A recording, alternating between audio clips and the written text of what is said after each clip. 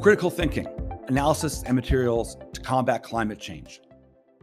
In part 5, we're looking at lithium and what should Canada do regarding our access and supply of this critical mineral. We also look at mining's role in this transition. What should we do with the lithium we have to make the biggest difference now? Yes. And the answer to that seems to be, and it's an answer that's being pursued most aggressively by a few Japanese companies like Toyota and also by a few companies in China. And that is the plug-in hybrid, specifically what a lot of people are terming an extended range electric vehicle. So this is an electric vehicle. It contains, by comparisons to something like a Tesla, it contains a relatively small battery. So instead of being the 70, 80, 100 kilowatt hours of energy storage that's in a Tesla, maybe it only contains 20 or 30 kilowatt hours.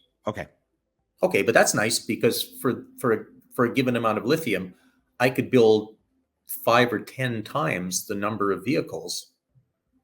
No, let's not say that. Let's say 3 to 5 times the number of vehicles that could be built in the form of Teslas for the same amount of lithium. But you're going to say, well, then I can't drive as far. No, what we'd add to that is a small gasoline engine, something that makes only 30, 40, 50 horsepower. Yeah. And we attach that solely to an alternator. So all this is an onboard generator. It creates electricity if you have the fossil fuel in the tank, and it will allow you to push that car down the highway.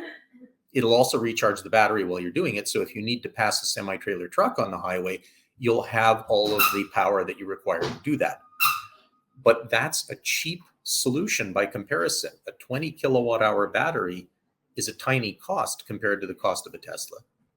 And a tiny gasoline engine is a lot cheaper than a 300 horsepower flame-throwing gas engine that you need in a vehicle today. You get all of the torque you need, you get all of the power, and you can drive at an unlimited distance. If you run into problems with respect to the range that you have and you don't have time to recharge your battery, keep driving. As long as there's gasoline handy, which there seems to be stations to fill you up everywhere and anywhere, you keep moving. It's not an inconvenience to the owner.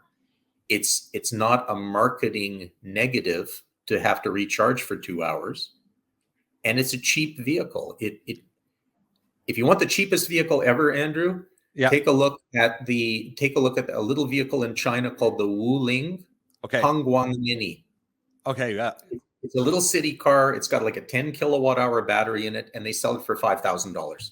Well, let's be honest. In most cities, and I remember doing an infrastructure study, I think the average speed is something like 9 kilometers an hour or 11 kilometers an hour.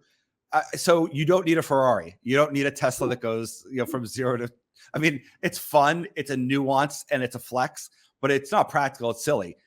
If we could get people to use, car share, and they have, lesser oomph that go 50 kilometers an hour, you don't need it. You could bomb around a city very quickly, very efficiently, and also cheaply. And you don't need, you don't need to own it as well. So it's not like this is your little baby that you're, so there's a whole bunch of things that can happen very quickly that that makes sense, and that people can feel a little bit better about that we are taking steps forward. Yeah, Andrew, the old joke in the end, in the environmental movement is when people walk up and say, well, what vehicle should I buy that's best for the environment? The answer is none. Yeah. Simple as that. If you can get by without buying a passenger car, more power to you. Unfortunately, our societies in North America are really geared towards your ability to move around.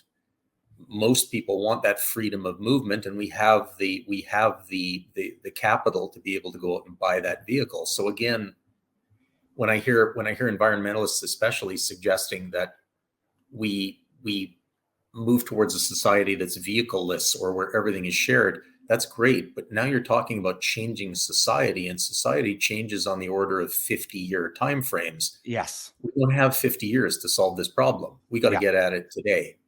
I'd love to see, again, you can be on whatever side of the political spectrum you want. You can say government should never be able to tell me what to do, et cetera, et cetera. But I'd love to see governments in North America and in Europe step up and say a plug-in hybrid type of vehicle with an extended range component built in is not costing you anything more than a gasoline powered vehicle, but it has the potential to drop your emissions on your daily commute by 70 or 80%.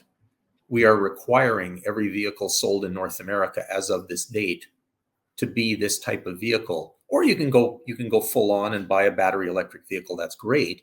But we're requiring this level of emissions and no higher in order for that vehicle to be legal for sale. Yeah.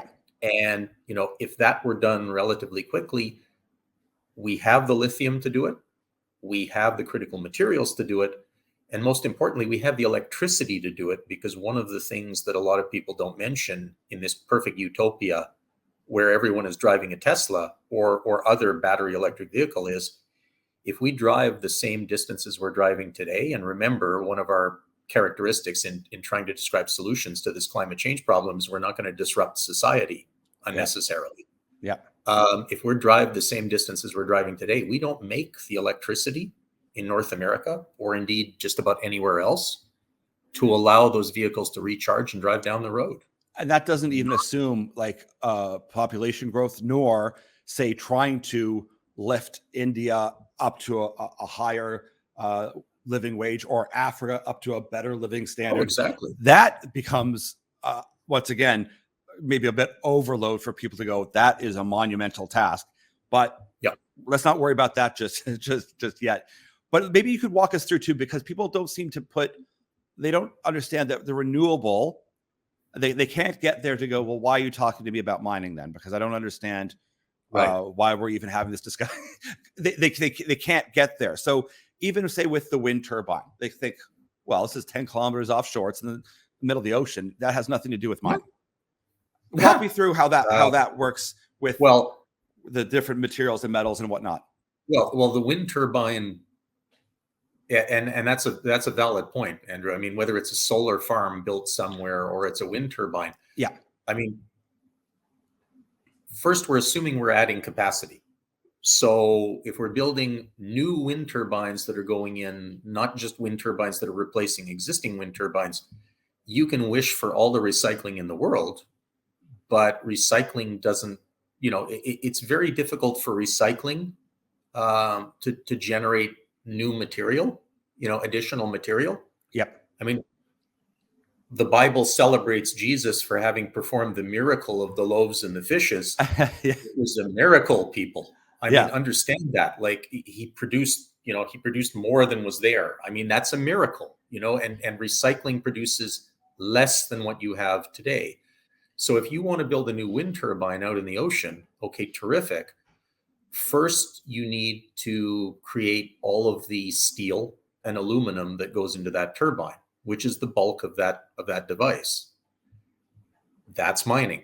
If you then want to equip that turbine with a generator, that works on rare earth magnets, you're going to have to go out and dig up a bunch of ore that can be processed into neodymium and praseodymium and dysprosium and terbium, which are the rare earth components that are going to go into those magnets. You probably want to build, the connection from the turbine to shore, because a turbine out there spinning like this and generating electricity but not sending it to shore is the definition of useless. So you're probably going to want to string a very long copper cable. And by the way, it's going to be a fairly thick copper cable from that turbine to shore. That's mining, because again, we need more copper to do all of that. By the way, if you want to put a bunch of Teslas in every neighborhood in North America, you're going to have to shore up the grid to bring more electricity from generating assets like those turbines to the individual neighborhood. Because now you're not just running an electric clothes dryer, some baseboard heaters, an air conditioner, maybe a hot water heater, you're now charging a big battery electric vehicle overnight. That's a big power drain. You need additional cables pulled into your neighborhood. You need additional transformers in the substation. You need a bunch of other things. And that's all copper and iron and a bunch of other mined metals. They don't come out of nowhere.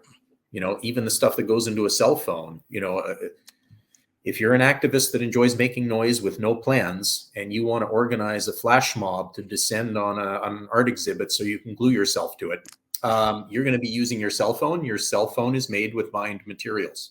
There is no way around it. If you want a green revolution, it starts with mining. Nothing comes for free on this earth. And to put it into context too, like, because mining exceptionally well, for the government say to take an active role today, and I would say both the Biden and the Trudeau government with their critical metals strategy and some of the initiatives today, this is, once again, it's not an overnight thing. I mean, you have to find a resource, develop a resource. So without going into too much detail, let people know what that actually entails. And also we've talked about some of the costs of lithium and for vanadium and uranium, but there's a time factor and cost to go. How realistically, if we went all on board and we were able to convince people to get all excited about this, what we're talking a time frame here that is, let's go a bit conservative, realistic.